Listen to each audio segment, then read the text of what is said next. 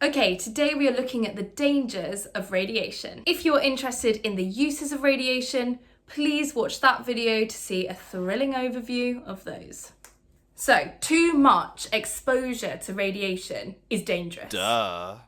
But why? Remember, radiation is ionizing, and when radiation is incident on cells, it has the ability to affect the DNA of those cells. This can cause the cells to mutate, and that can cause them to divide uncontrollably. That mass of mutated cells is what we call a tumour. So radiation can lead to illnesses such as cancer. If you have a high enough dose of radiation in one go, that has the ability to kill cells, leading to radiation poisoning or death. There are two different ways that you can be exposed to radiation. Number one, contamination, and number two, irradiation. Contamination is when the radiation is either on your skin or you've ingested the radiation, like eating a banana.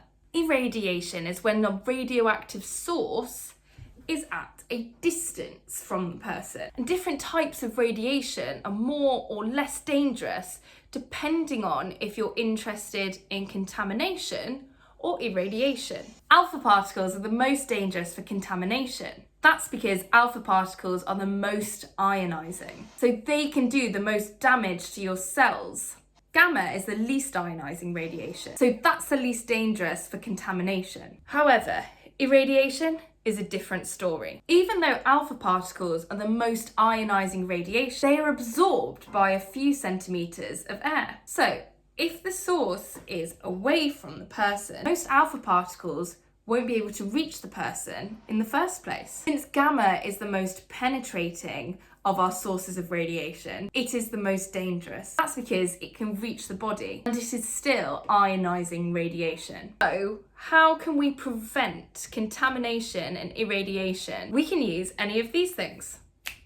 Lead vests are sometimes used by workers who would be exposed to gamma radiation. Lead absorbs that gamma radiation. Hazmat suits can be used to stop workers being contaminated with radiation. They do that by covering the skin of the person. Same applies to gloves when handling radioactive sources. Sometimes you can't stop exposure altogether, but you can limit the amount of time someone spends exposed to radiation.